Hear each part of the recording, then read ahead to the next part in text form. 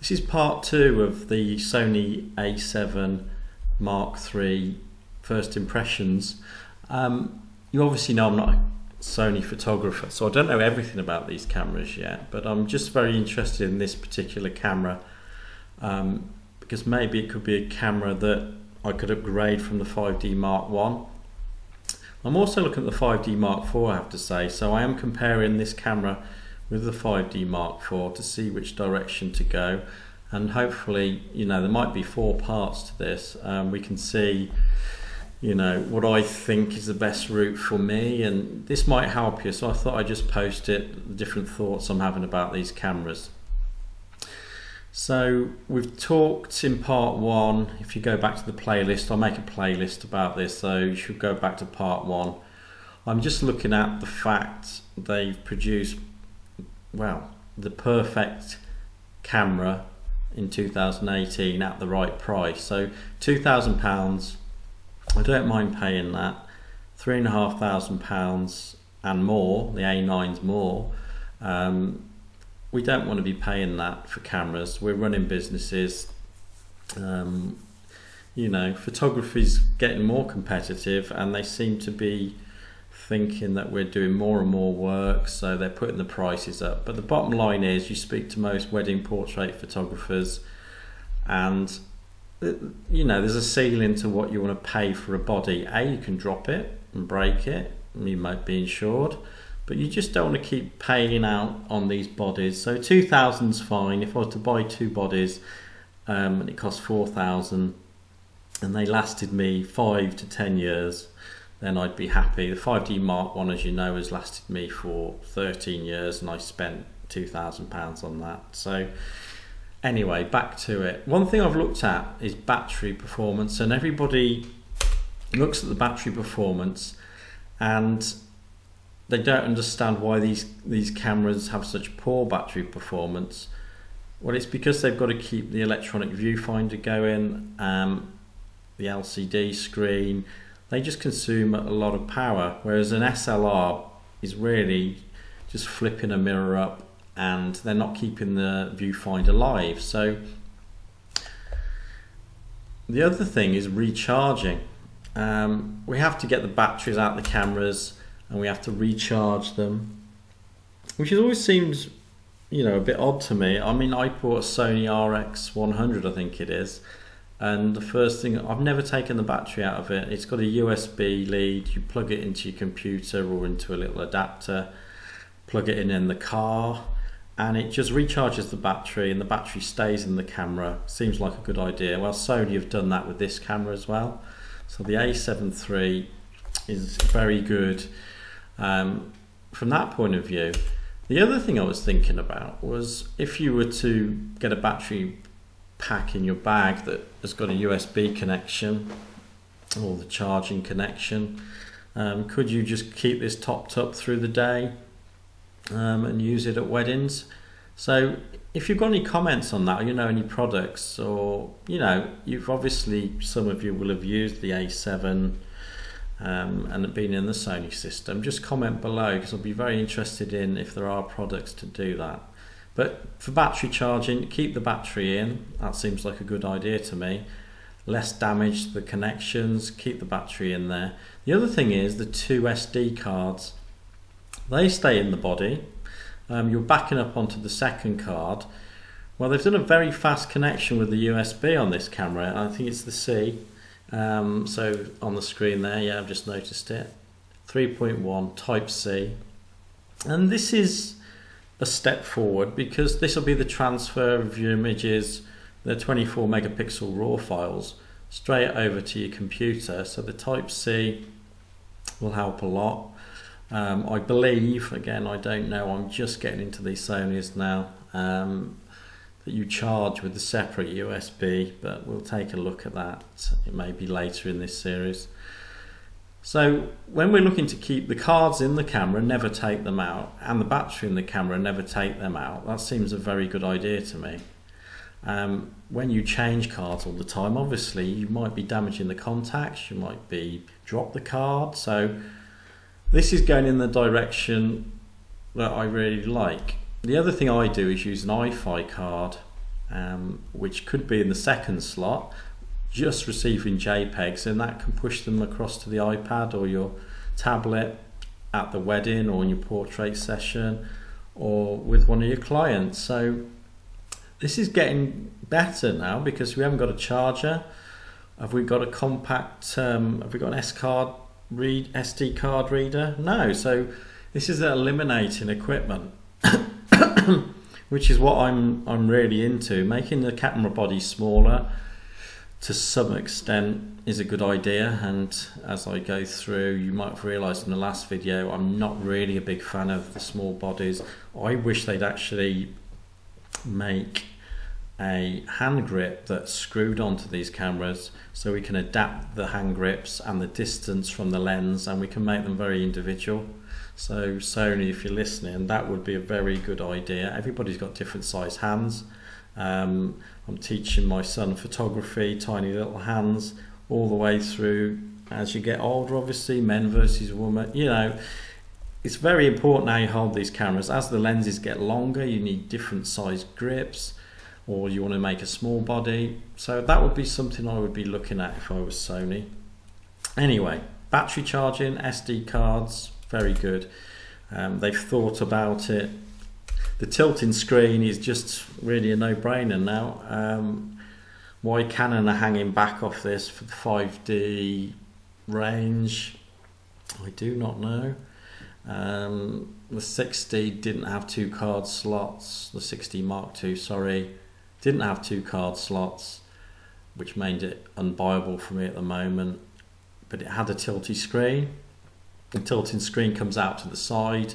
When I'm at a wedding, I've got to flip it out to the side, flip it round above my head, take the wide shot, back down again, gets in the way.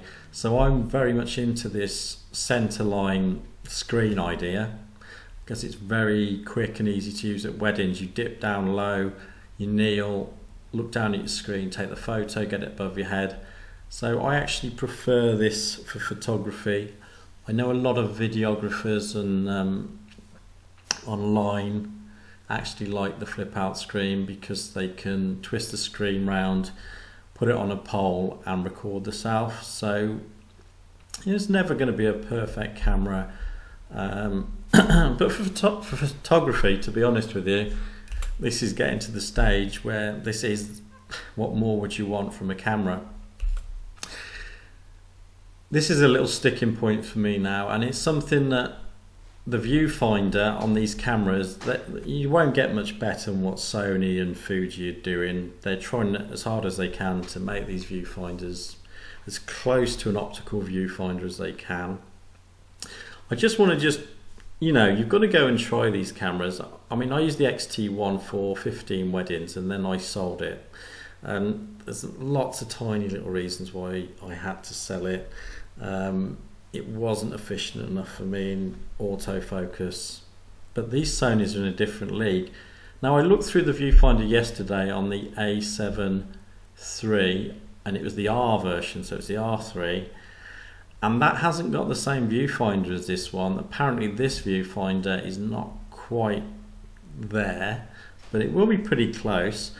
The problem I have with electronic viewfinders, especially for wedding photography, is I've always found that it blows the highlight. When you look at your rear screen and the histogram and you can see the detail in the dress, you then go up to your optical viewfinder and it's blown it, and it's because it hasn't got the dynamic range. Or is it the viewfinders aren't quite there? There's something not quite there with them. I have to say, I would prefer an optical viewfinder, still keep the mirror in, and an electronic option in the viewfinder. Now this is very close to what Fuji are doing, except for it's not through the lens. So Canon, if you're listening, the ideal system obviously is we all still love optical viewfinders, no matter what people are saying. You talk to professionals that are actually doing it day in, day out, and they're actually holding these cameras, and we still like optical viewfinders. It's like you're there, it's not like you're staring at a screen. It's like you're in contact with the subject. So We like that, but we'd also like an EVF built in there. Shouldn't be too much of a problem. If Canon don't do this within the next 2 years, I'll be very surprised, because this is more like the ideal camera. An electronic viewfinder is a bit like Marmite, to be honest with you, and I don't like Marmite, but I do not dislike, well, you've got to go and try them. I talked to people about this. I talked a lady recently who came in and she hit it on the head. She said, I don't want an electronic viewfinder. I stare at computer screens all day. I want something that's very natural, analog, where I feel like I'm in connection with the subject. And I thought, that's it. That's what the missing link is. So I ran the XT1 at a final wedding last year with the 5D Mark I with an optical, and I switched back to the 5D, and it was this is the reason why, and it's because they've not quite got the viewfinders where you feel you're actually there. You've got to go and try it. Please comment below. You can tell me I'm talking a load of rubbish, that's fine, but the bottom line is it's a personal opinion, and I wouldn't be surprised if I get a lot of comments where people agree with me and then the other end of it completely disagreeing.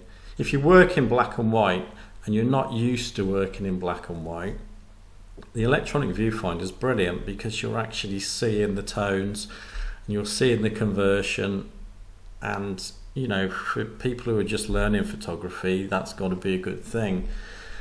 But when you really get into it, these moments at weddings are fractions of a second, then I'm moving on to the next one. I just find the optical viewfinders very efficient for coming back with images very easily. So we'll leave that there for now. Go and pick these cameras up and then you can decide, but it's something I'm on the fence with still. I would like to try one of these Sonys. I'm going to hire one. We'll see what I think. So the operation of these cameras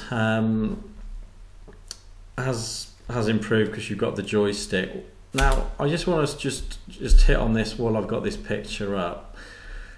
The ergonomics of cameras is balance between the body and the lens. So what you don't want happening is for it to be levering your hand. So when you put your hand underneath the lens and you're holding it, you want a balanced weight, and so that you feel like the weight is not in your shutter hand. That'll make sense to people that are doing it a lot. They'll understand what I'm talking about. If you don't get this balance right with the camera, you literally get a fatigued hand. And unfortunately, I have found this with these bodies. I haven't tried the 24-105 on it yet. I'm going to try and find somewhere I can go and try the photography shows on soon. So hopefully middle of March I can try this and see how well balanced it is. The other big thing is obviously, do your fingers hit on the lens when you've got your hand wrapped around the grip? That's a big thing for me. So it's stuff I'm going to be trying out, and Sony have done, you know, really well with this. Go on their website, have a look at some of the videos. You'll see that technically, do we actually need anything more from a camera? Ergonomics, I think they've got some way to go yet. I think they can improve the body. I think they can still make it, if I said we don't actually need these cameras to be smaller, it's weight. So they can be physically bigger. They could use materials. I mean, where is the carbon? Where are the materials that are lightweight? Why are we using all these alloys? There's plastics. I mean, the Canon cameras, when they're using plastic, do we actually... I think they need to look at size of the camera, ergonomics, and feel carrying this equipment around a lot. They're trying to visually say, because the cameras look smaller, that's better for us. Well, with full frame, the lenses are always going to be massive. they can't get over that. They've got to, the image circle of the lens has got to cover this 35mm size sensor. And if you're wondering why the Sony lenses tend to look a bit smaller than the Fuji lenses look smaller than the Sony ones, they're covering a smaller sensor. And there's this battle between the body and the lens. So I think they need to look at that. I am going to do a part 3. I'm going to go and look at this camera again. I want to put some Canon lenses on it. I'm going to see how it works, and then I'm going to give a final recommendation. There's certain things that you've got to go to the shop and have a look. So I hope that helps. We'll leave it at part 2 for now. Subscribe to the channel. As I say, I'm going to do more Sony stuff. The Sony and Canon connection, the fact that the Canon lenses are working so well on these bodies, I think there's going to be, and Sigma have just announced their E-mount lenses, so there's going to be a push. People are going to go over to Sony. They're going to keep some of the Canon lenses. There's going to be a lot of people in the same position as me. I'm not ruling out Nikon, but they just feel like they're on the outside edges of what's going on at the moment. So hope that helps. Comment below, subscribe. There's a little bell you can click, and that'll tell you when I put the next video. Tell me if you're enjoying these videos. If you're not, I won't make any more, but if you do, please put the thumbs up and I'll carry on making them. Great, thanks a lot.